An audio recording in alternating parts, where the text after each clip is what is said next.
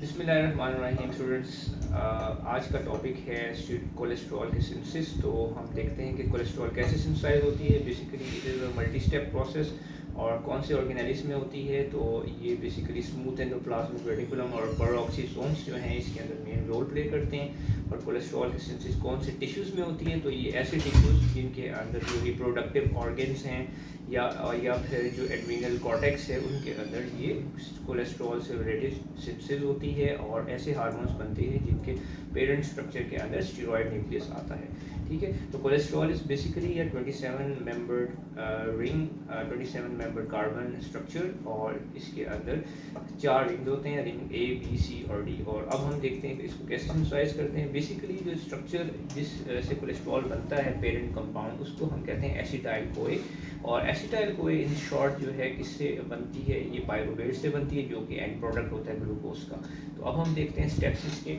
तो acetyl CoA basically it is a 2 carbon compound. Acetyl CoA का 2 molecules के, अगर यहाँ पर एक और एसिटाइल कोए आ जाए, ठीक है, तो ये दोनों कंडेंस होते हैं और एक 4 कार्बन स्ट्रक्चर बनता है थायोलेज एंजाइम के प्रेजेंस में, जिसको कहते हैं एसिडो एसिटाइल कोए। ठीक है, तो 2 कार्बन से अब ये 4 कार्बन में कन्वर्ट हो गया एसिडो एसिटाइल कोए।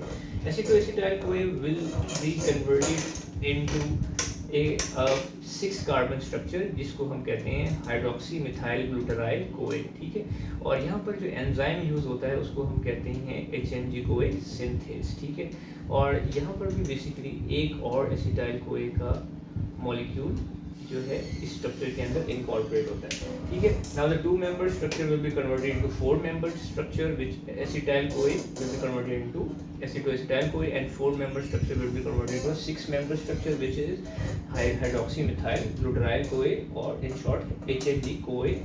ठीक है, in the presence of enzyme HMG CoA synthase. ठीक है, अब ये 6 मेंबर्ड वाला structure HMG CoA will be undergo reduction process और ये कन्वर्ट हो जाएगा mevalonate which is also a 6 member structure. तो और यहाँ पर जो मेन इक्विवेलेंट आपको पता होना चाहिए कि जब भी कोलेस्ट्रॉल से रिलेटेड, स्टीरॉयड से रिलेटेड जितने भी हार्मोन्स जो इन से रिलेटेड स्ट्रक्चर्स बनेंगे, इसमें जो एनर्जी प्रोवाइड करेगा वो रिड्यूसिंग इक्विवेलेंट वो NADPH होगा। ठीक है, तो यहाँ पर NADPH जो है इसके अंदर ऐड होगा और इस NADP में कन्वर्ट हो जाएगा और NADPH अपने प्रोटॉन्स और जो है वो HMG कोए को देगा और वो मेवलिनेट में कन्वर्ट हो जाएंगे। ठीक है, और अब मेवलिनेट इज अ 6 मेंबर्ड कंपाउंड। ठीक है, यहाँ पर 2 ATP ऐड होते हैं। ठीक है, और ये 2 ATP इस मेवलिनेट को कन्वर्ट कर देते हैं 5 पायरोफॉस्फोमेवलिनेट। ठीक है, विच इज ऑल्सो 6 मेंबर्ड कंपाउंड। अब 5 पायरोफॉस्फोमेवलिनेट से एक कार्बन रिलीज हो जाता है in the form of carbon dioxide और ये 6 कार्बन कंपाउंड जो 5 पायरोफॉस्फोमेवलिनेट के कहलाते हैं, कहा जाता है जिसको, ये IPP में कन्वर्ट हो जाता है। IPP की फुल फॉर्म है isopentenyl pyrophosphate. So 6 member structure on decarboxylation 1 molecule of carbon dioxide is removed will be converted into a 5 member structure which is called isopentenyl pyrophosphate. Now isopentenyl pyrophosphate जो है will undergo isomerization in the presence of enzyme isomerase और ये convert हो जाएगा dimethyl allyl pyrophosphate के अंदर। Dimethyl allyl is also 5 member structure. ठीक है, जिस तरह आइसोपेंटेनाइल पायरोफॉस्फेट। अब यहाँ से एक नई चेन ऑफ रिएक्शन शुरू होगी। ठीक है, अब ये 5 मेंबर वाला जो स्ट्रक्चर है इसके अंदर एक और IPP का स्ट्रक्चर जो कि 5 कार्बन वाला स्ट्रक्चर है, ये इसके अंदर इनकॉर्पोरेट होता है in the presence of enzyme transferase और ये 5 कार्बन और IPP के 5 कार्बन मिला के 10 कार्बन स्ट्रक्चर बनेगा जिसको हम कहते हैं जिरेनाइल पायरोफॉस्फेट। नाउ जिरेनाइल पायरोफॉस्फेट के अंदर दोबारा यही वाला रिएक्शन होगा, इसके अंदर एक और मॉलिक्यूल IPP का condense होगा which is a 5 carbon structure. Now this 10 and this 5 will make a 15 carbon structure which is called farnesyl pyrophosphate. So इधर से हम दोबारा देखते हैं डायमिथाइल पायरोफॉस्फेट 5 मेंबर्ड, इसके अंदर IPP गया 5 मेंबर्ड, ये 10 मेंबर्ड वाला स्ट्रक्चर बन गया जिरेनाइल पायरोफॉस्फेट।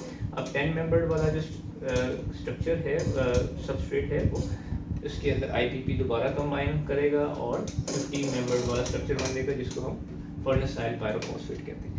अब फर्नेसाइल पायरोफॉस्फेट पे यहाँ पर एक इम्पॉर्टेंट चेंज आ जाएगा जिसको एफ पी पी वी इसको कहते हैं। यहाँ पर एक और एफ पी पी कंबाइन करेगा जो कि 15 कार्बन स्ट्रक्चर है। दो एफ पी पी मिलके इन the presence of reducing equivalent NADPH, ठीक है, ये एक प्रोडक्ट बनाएंगे जिसको हम कहते हैं स्क्वेरिन, ठीक है, विच इज 30 कार्बन कंपाउंड। सो 15 पर FPP के और 15 इस वाले FPP के, ये दोनों मिलके क्या बनाएंगे, स्क्वेरिन, ठीक है। अब यहाँ पर एक एंजाइम एक्ट करेगा, ठीक है, यहाँ पर रिडक्शन हुई और स्क्वेरिन जब बन गया दोबारा यहाँ पर रिडक्शन प्रोसेस होगा, NADPH रिड्यूसिंग इक्विवेलेंट होगा, जहाँ भी यहाँ पर रिडक्शन होगी NADPH ही यूज होगा, ठीक है, तो ये NADP में कन्वर्ट हो जाएगा, ठीक है। और यहाँ पर जो मेन एंजाइम होता है उसको कहते हैं स्क्वेरिन मोनोऑक्सीजनेस या लेनोस्टिरोल सिंथेस, ठीक है। तो स्क्वेरिन की क्या होगी, रिडक्शन होगी और एंजाइम होगा स्क्वेरिन मोनोऑक्सीजनेस और squalene will be converted into lanosterol. Lanosterol के अंदर कुछ चेंजेस आएंगी, ठीक है, which lanosterol is a 30 membered compound just like squalene, ठीक है। लेकिन लेनोस्टिरोल जो है इसके कुछ कार्बन्स जो है उनकी बेसिकली क्या हो जाएगी, शॉर्टनिंग हो जाएगी और जो डबल बॉन्ड्स हैं वो बेसिकली रिड्यूस हो जाएंगे सिंगल बॉन्ड में और कुछ ऑक्सीडेशन होगी मिथाइल ग्रुप्स की, ठीक है।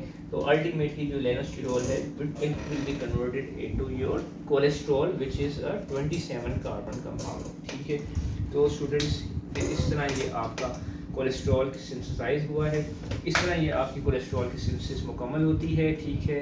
अल्टीमेटली एसिटाइल कोए से कोलेस्ट्रॉल की सिंथेसिस हुई है और एसिटाइल कोए कहाँ से आया है, पायरुवेट, और पायरुवेट बेसिकली ग्लूकोज की एरोबिक ग्लाइकोलाइसिस से पायरुवेट की सिंथेसिस होती है, ठीक है। और पायरुवेट जो एसिटाइल कोए में कन्वर्जन कैसे होती है, एसिटाइल कोए पायरुवेट की अगर डीकार्बोक्सिलेशन हो जाती है तो वो एसिटाइल कोए में कन्वर्ट हो जाता है, अगर पायरुवेट की कार्बोक्सिलेशन हो जाती है तो वो ऑक्सैलोएसीटेट में कन्वर्ट होता है। तो यहाँ पर decarboxylation by pyruvate dehydrogenase complex से हमारे पास एसिटाइल कोए आया और फिर एसिटाइल कोए के मजीद मॉलिक्यूल जैसे जनरेट होते हैं वो अल्टीमेटली फिर कोलेस्ट्रॉल के सिंथेसिस में पार्टिसिपेट करते हैं। तो इस तरह स्टूडेंट्स आपको अगर ये वीडियो पसंद आई हो तो डू सब्सक्राइब, और जो भी आपके क्वेरीज हैं वो आप कमेंट्स में मेंशन करें, और thank you for your time.